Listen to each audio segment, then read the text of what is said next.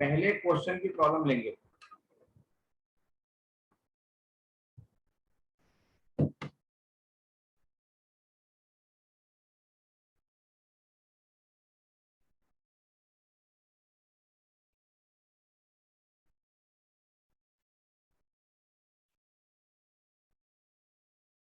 Question 27 में किसी बच्चे को प्रॉब्लम है तो हैंड रेज करो। 28 में किसी को प्रॉब्लम है तो हैंड रेज करो।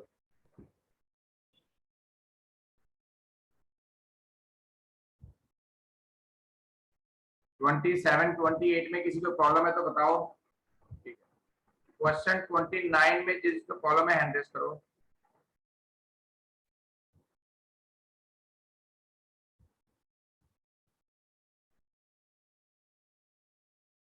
क्वेश्चन 29 में जिसको प्रॉब्लम है हैंड रेज करो।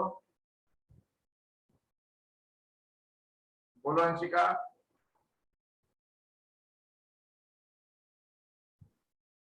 तो इसकी को फीचर वाली एंट्री टेली करा दीजिए। वो पीछे वाली एंट्री टेली करा दीजिए। टेली करा। अच्छा,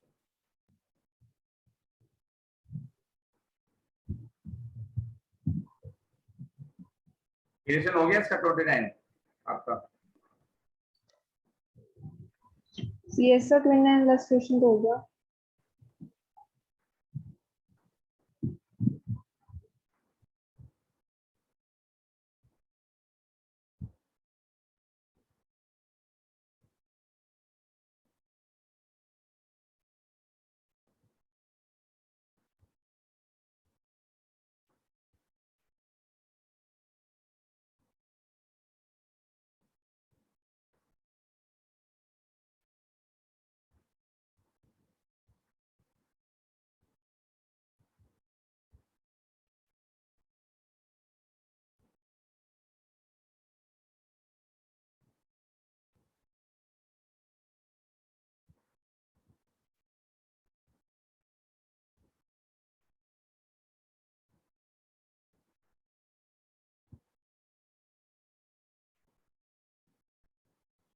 ठीक है।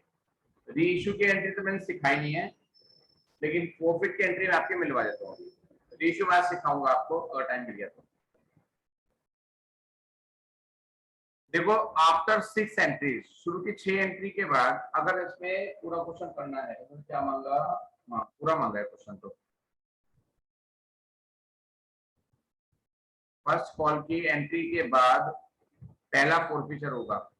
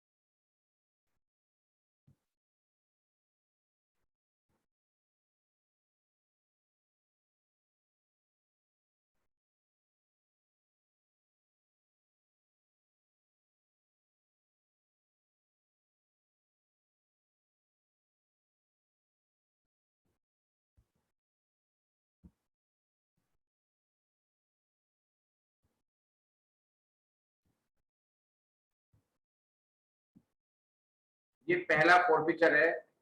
जिसको पहले फोरफीचर में कोई डाउट है वो हैंड रेज करो।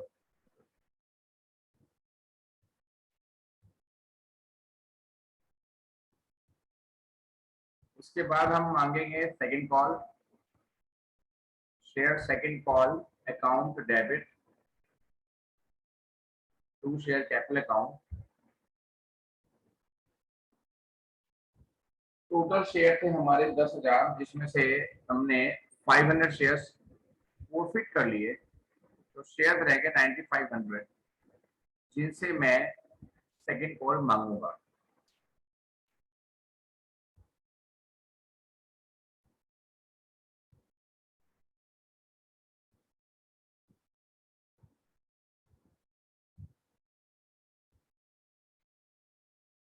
बैंक अकाउंट डेबिट,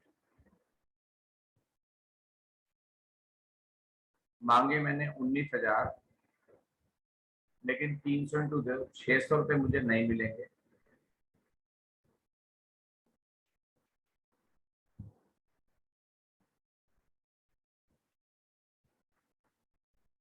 इनके बाद हम फोरफिट करेंगे अगला।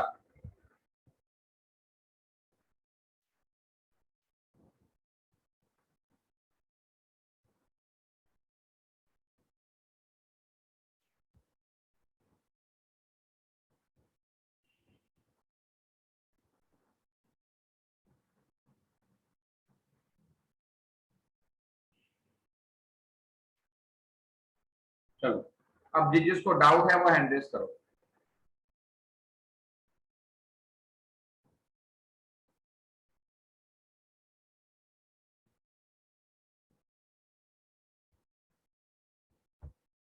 जिसको डाउट है वो हैंड रेज करो।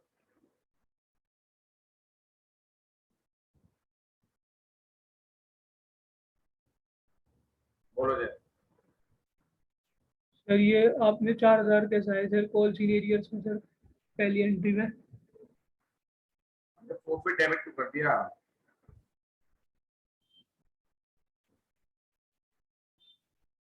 कैपिटल डेबिट होगा 5,000 इंटू, मतलब 500 इंटू 8 ही तो मांगे, 2 रुपए मांगे काम में।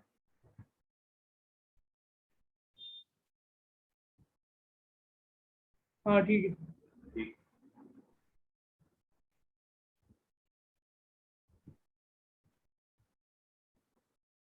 क्वेश्चन 30 में डाउट बताओ बेटा।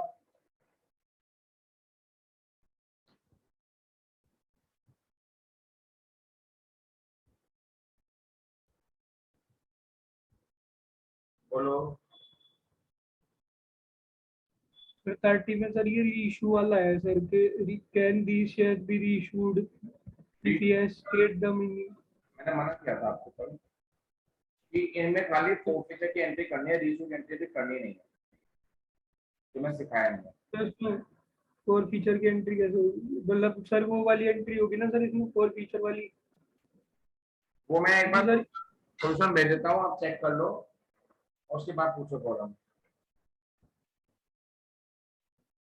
जो होमवर्क दिया था उसके सोल्यूशन भेज देता हूँ।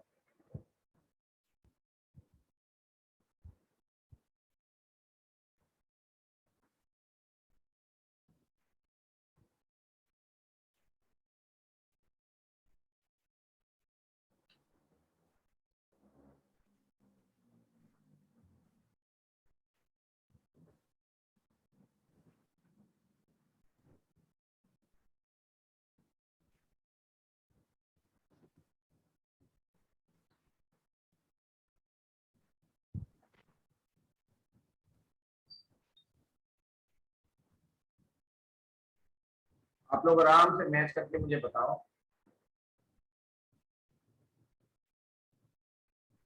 30A और 30B में प्रॉब्लम बतानी है अभी आपको।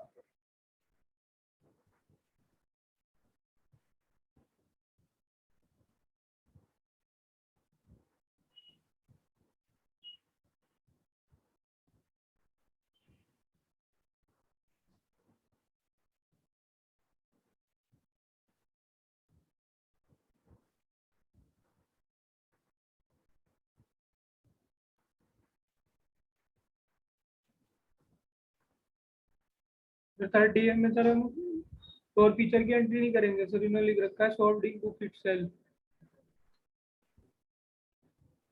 अब देखता हूँ।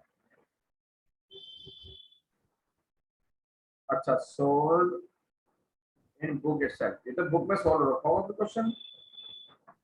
देखता हूँ।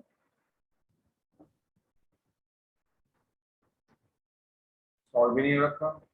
अच्छा अच्छा अच्छा अच्छा अच्छा अच्छा अच्छा। ये तो री इश्यू पे मांगा गया। इस पॉइंट 30A को छोड़ दो बेटा, 30A को छोड़ दो, ये री इश्यू सिखाते हुए सिखाऊंगा आपको। 30A छोड़ सकते हैं, 30B देखो बेटा। 30B में बताओ पढ़ के।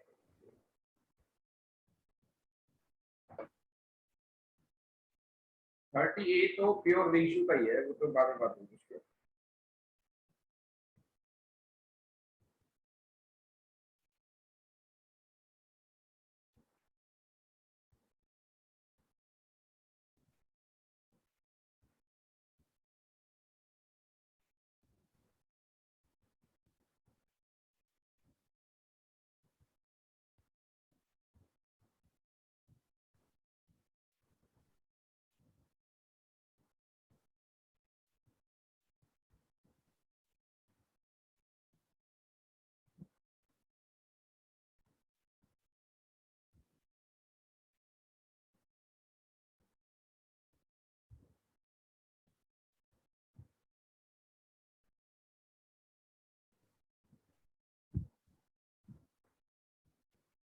फिर एक बार 31B बता दो।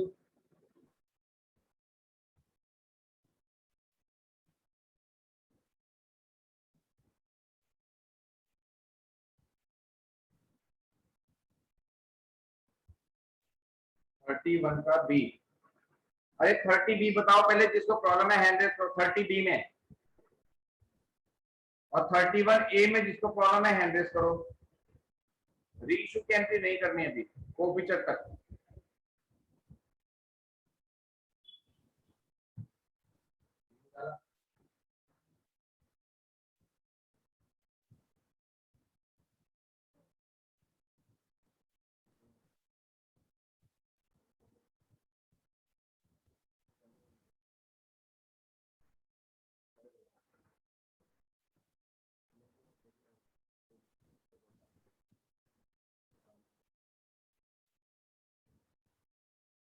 Yes 31B।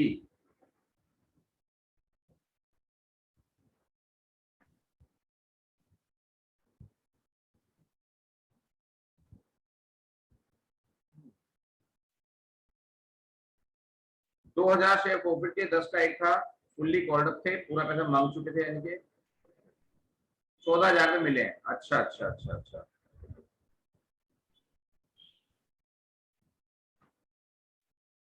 ठीक है, अप्लाई अकाउंट डेबिट।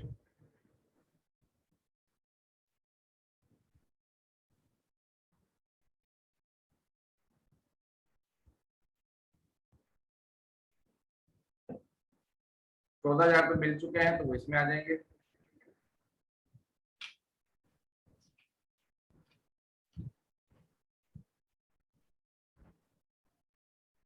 बस बाकी परसेंटेज है ही है। फिर ये वाला लमसम वाला कुछ के नहीं गया फिर। लमसम वाले क्वेश्चन पे फोकस हो ही सकता।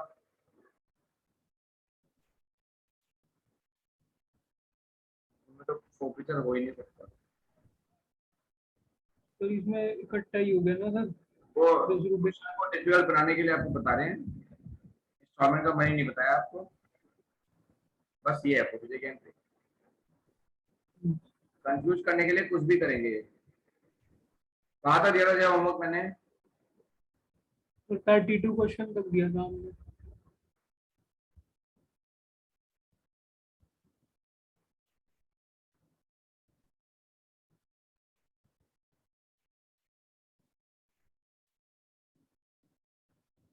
बत्तीस तक, तो 32 पढ़ के देखो, प्रॉब्लम है क्या कोई?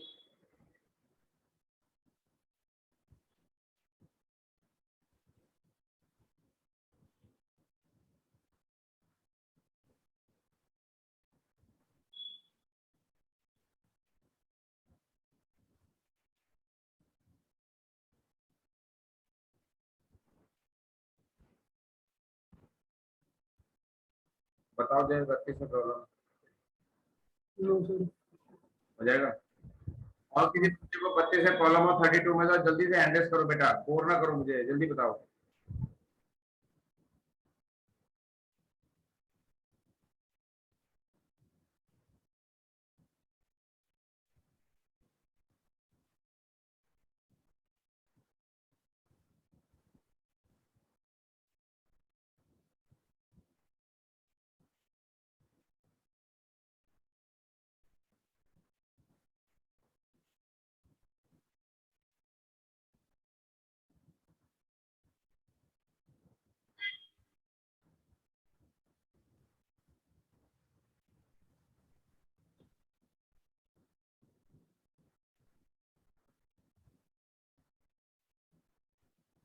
ठीक है, अब हम करेंगे बेटा री इशू।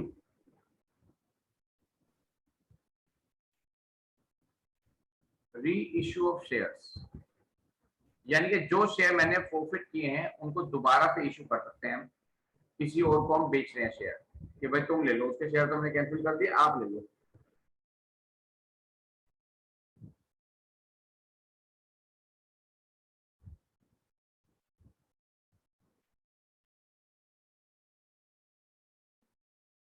तो कैसे करेंगे? री इशू की एंट्री क्या होगी, पहले समझेंगे फिर लिखेंगे। बैंक अकाउंट डेबिट, देखो इसका जो रूल है, रूल वाइज तो ये थोड़ी टेक्निकल है।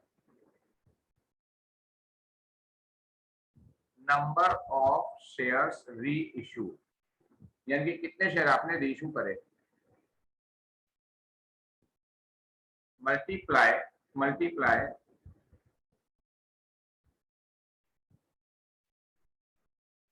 सेलिंग प्राइस पर शेयर। ये सेलिंग प्राइस पर शेयर का मतलब क्या होता है, या तो ₹8 लिखा होगा या ₹4 लिखा होगा, ये शेयर कितने के बेच दिए हमने, री इशू कर दिए, तो ये आगे अमाउंट।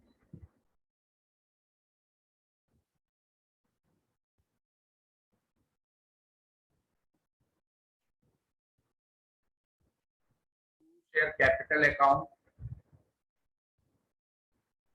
नंबर ऑफ शेयर री issued multiply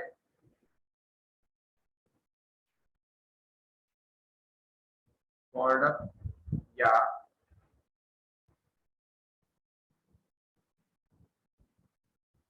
paid up condition of री इशू, री इशू की कॉल्ड अप या पेड अप कंडीशन।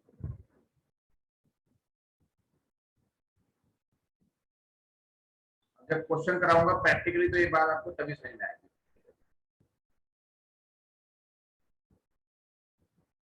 अब क्या होता है बेटा, जो ऊपर बैंक अकाउंट डेबिट है और नीचे टू शेयर कैपिटल है, तो डेबिट और क्रेडिट में इन दोनों की अमाउंट में कभी कभी डिफरेंस आ जाता है, मोस्टली आता है, कभी कभी क्या आता है। अगर कमी यहां पड़ रही हो डेबिट में, उसे बोलते हैं लॉस। उस लॉस में हम वही अकाउंट शेयर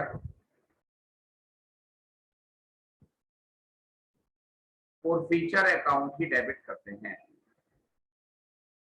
या मैं यूं कहूं कि री इशू के कारण जो हमें लॉस होता है, उस लॉस को हम शेयर फॉरफीचर अकाउंट से ही कवर करते हैं। और अगर री इशू के एंट्री में फायदा हुआ, यानी कि डेबिट वाला ज्यादा है और क्रेडिट वाला कम है, तो क्रेडिट में जो बचेगा उसका नाम होगा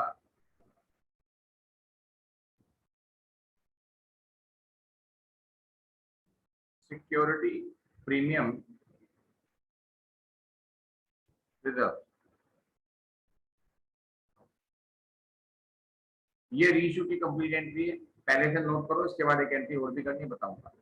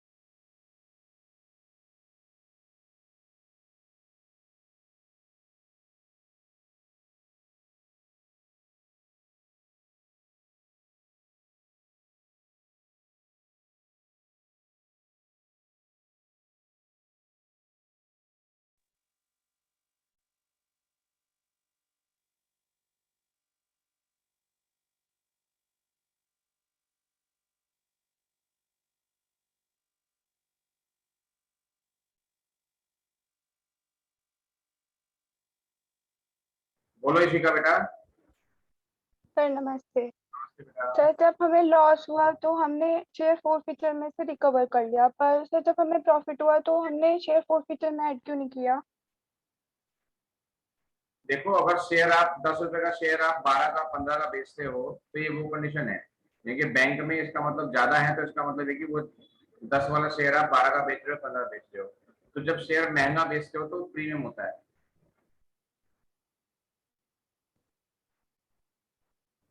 तो सर सिक्योरिटी प्रीमियम का क्या करेंगे फिर हम?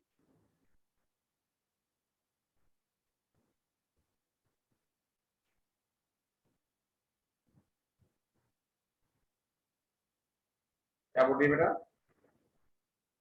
सर तो ये हमारा प्रॉफिट हुआ है, फिर इस अमाउंट का क्या करेंगे?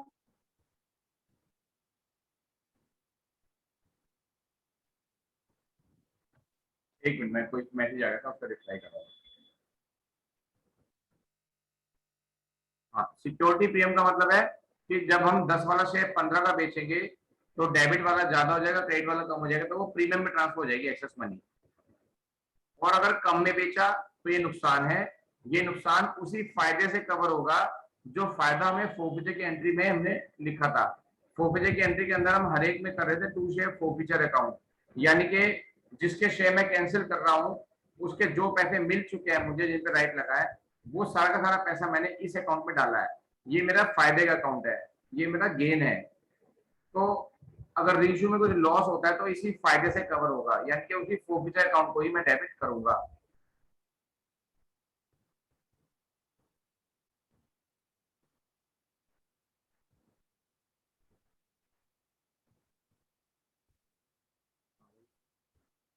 बोलो इशिका। सर ये तो समझ में आ गया, पर सर तो ये अब हमें अमाउंट प्रॉफिट हुआ है, तो अब हमें अमाउंट को प्रॉफिट के रूप में मतलब इक्विटी शेयर होल्डर्स को दे सकते हैं? ये ये वाला प्रॉफिट, यस सर। ये तो प्रीमियम अकाउंट में चला गया। प्रीमियम अकाउंट का क्या यूज होता है वो तो मैंने पढ़वाया था पहले कि प्रीमियम अकाउंट के वही 6 यूज है, उन्हीं यूज में से प्रीमियम यूज हो सकता है। ये शेयर होल्डर को हम जैसे दे सकते हैं पैसा, ये तो उन्हीं यूजेस में यूज होगा जो यूजेस के लिए प्रेस्क्राइब्ड है, प्रॉफिट वाला पैसा। Okay sir. बाकी अभी प्रैक्टिकल क्वेश्चन होंगे तो वो ज्यादा समझ में आएगा आपको। रीइश्यू का रूल तो देखने में टफ लगता है लेकिन प्रैक्टिकली ये आसान है। अब शेयर फोरफीचर अकाउंट एक ऐसा अकाउंट है जिसका यूज हमने फोरफीचर वाली एंट्री में भी किया था और री इश्यू वाली एंट्री में भी किया था। इसी का एक लोचा है जो नेक्स्ट एंट्री में होगा। क्या होगा? शेयर फोरफीचर अकाउंट में अगर अभी भी कुछ बैलेंस पड़ा है, मान लो हमें फोरफीचर की एंट्री में फायदा हुआ था 10 रुपए का, रीइश्यू की एंट्री में हमें नुकसान है मान लो 8 रुपए का, तो 2 रुपए का फायदा अभी भी बचा हुआ है। फोरफीचर अकाउंट का जो बैलेंस होता है, जो बचा हुआ है, उस बैलेंस को हम कैपिटल रिजर्व में ट्रांसफर कर देते हैं। क्या लिखते हैं? शेयर फोरफीचर अकाउंट डेबिट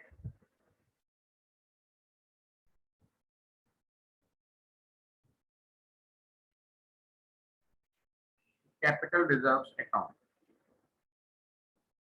क्या लॉजिक है? कंपनी को जितने भी कैपिटल नेचर के प्रॉफिट होते हैं, कंपनी को जितने भी कैपिटल नेचर के प्रॉफिट होते हैं, वो सारे प्रॉफिट का बैलेंस अल्टीमेटली कैपिटल रिजर्व में ट्रांसफर होता है। ये प्राचीन काल से चलता आ रहा है रूल, तो इसी रूल के अकॉर्डिंग हमने ये ट्रांसफर किया।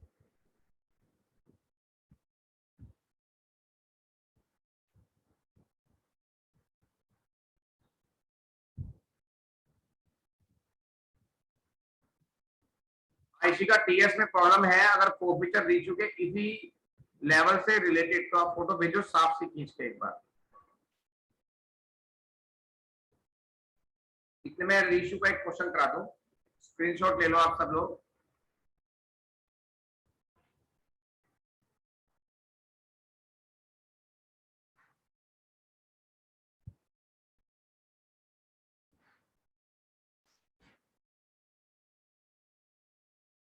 Five hundred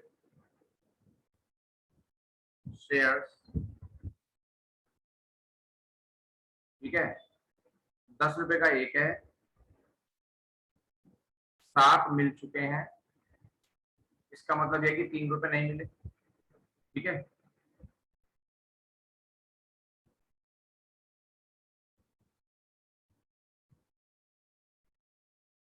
These were reissued at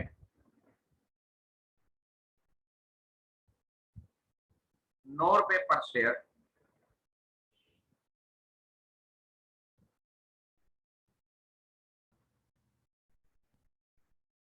fully paid. अब बताऊंगा, पहले फोर्फिचर की एंट्री करते हैं, आप भी करो।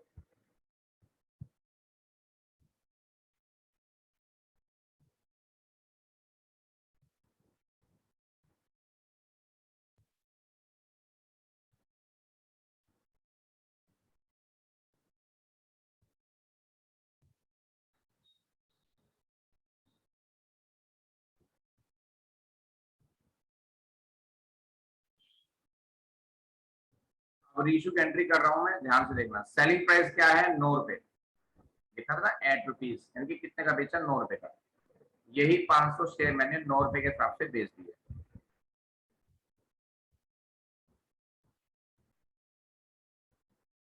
शेयर कैपिटल में आता है नंबर ऑफ शेयर रीइश्यूड, यानी 500 मल्टीप्लाई, मल्टीप्लाई मैंने एक स्पेशल सेंटेंस लिखवाया था,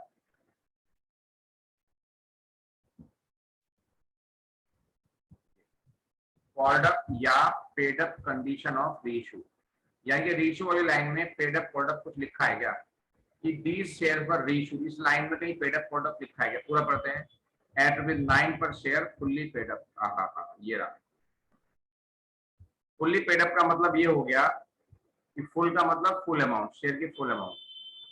10 रुपीज पेड अप माना जाएगा, यानी कि बेचा तो मैंने 9 का है, लेकिन जिसको मैं शेयर दे रहा हूं उसको मैंने सर्टिफिकेट ये दे दिया कि तेरे 10 रुपए आ गए। आए कितने एक्चुअल में? 9 रुपए। तो 1 रुपए का मुझे नुकसान है, उस नुकसान को मैं फोरफिटेड अकाउंट से कवर करूंगा, शेयर फोरफिचर अकाउंट से कवर करूंगा। क्योंकि मोस्टली ऐसा होता है कि रीइश्यू नुकसान नहीं होता है, और नुकसान को हम फोरफिचर अकाउंट से कवर करते हैं। रीइश्यू की एंट्री में कोई प्रॉब्लम हो तो हैंड रेज करो।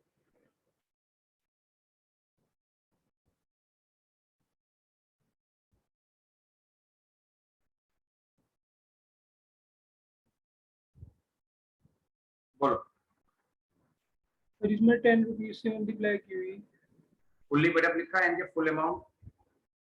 मैंने बोला था शेयर कैपिटल में वो आएगा जो पेड अप या कॉल्ड अप की कंडीशन है रीइश्यू के अंदर। रीइश्यू वाली लाइन में पेड अप कॉल्ड अप जो भी लिखा होगा वो यहाँ पे आएगा। यानी कि हमें मिले तो 9 रुपए, लेकिन माना ये कि हमें 10 मिल गए, तो एक का नुकसान हम खुद सहन करेंगे। सर्टिफिकेट हमने उसको 10 का दे दिया सीधा। ठीक।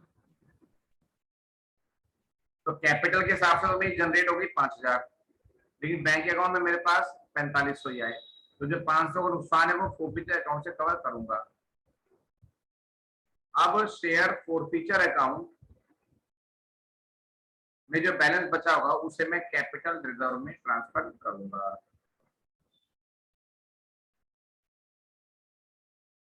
देखो फोरफिचर में कितना बैलेंस है? 3500, और 500 रुपए लॉस कवर हो गया, तो बचा कितना? फोरफिचर का बैलेंस बचा हुआ 3000, वो कैपिटल रिजर्व में ट्रांसफर हो जाए। इसको कॉलम में हैंड रेज करे। और Shreya, you have asked a very interesting question. हालांकि ये रूल अभी आया नहीं है, पर आपकी बात का मैं जवाब जरूर दूंगा।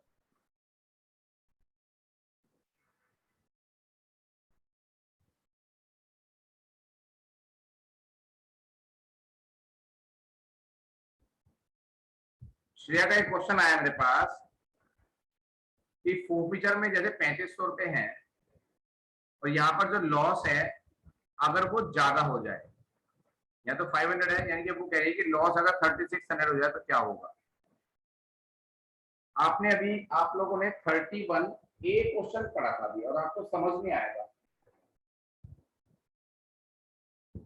नहीं, 30A, क्वेश्चन नंबर 30A का सेकंड पॉइंट पढ़ो सारे बच्चे।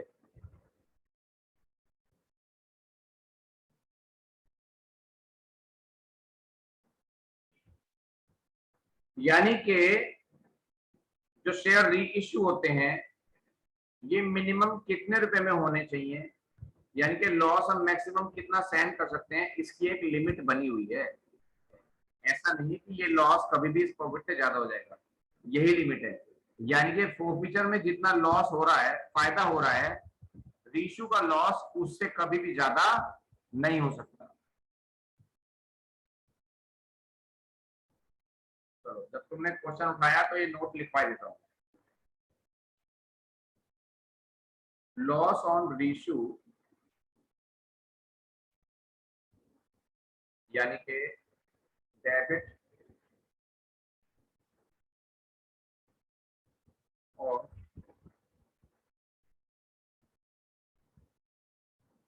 फीचर can never be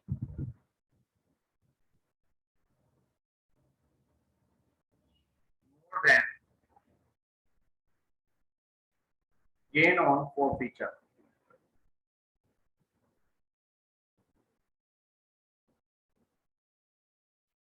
यानी कि क्रेडिट ऑफ forfeiture।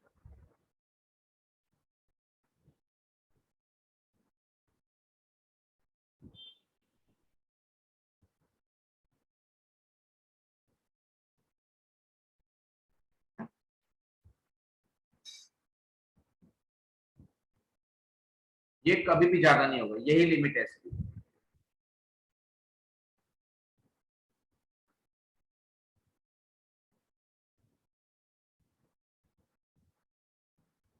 ठीक है, नोट करते रहो सब कुछ।